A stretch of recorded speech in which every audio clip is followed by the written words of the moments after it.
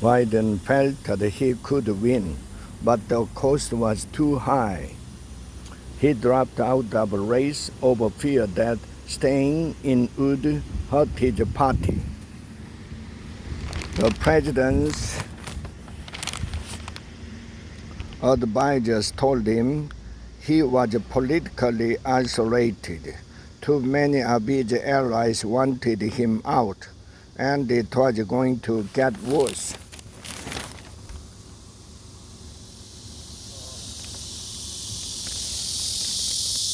In the end, he was alone, confined to a spare bedroom in his vacation home and fighting off bouts of coughing from COVID.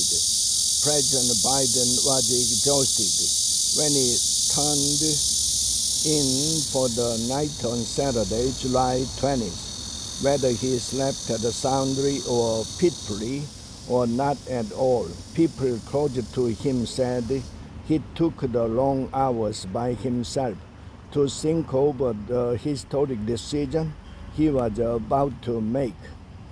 He had just been through a brutal 2 days in railboats at the beach, Delaware, as he huddled with his wife, Jill Biden, and his closest aides, who rotated from a screened-in porch to a sitting area of the dining room.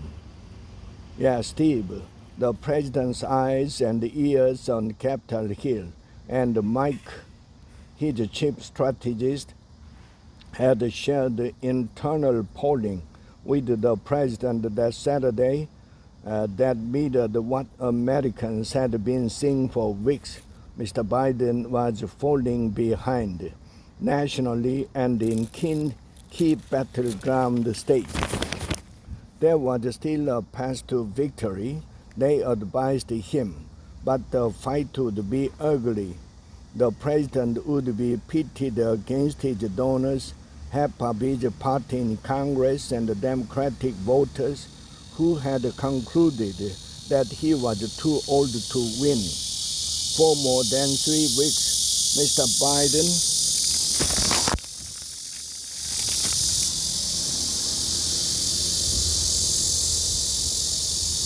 had insisted he would stay in the race. Only the Lord Almighty, he said, could get him to drop out. But by that Saturday evening, something had shifted. It was not just about the polls. People close to Mr. Biden say, despite everything, Mr. Biden believed he could still claim the Democratic nomination and beat former President Donald J. Trump. Aides say that he still believes that.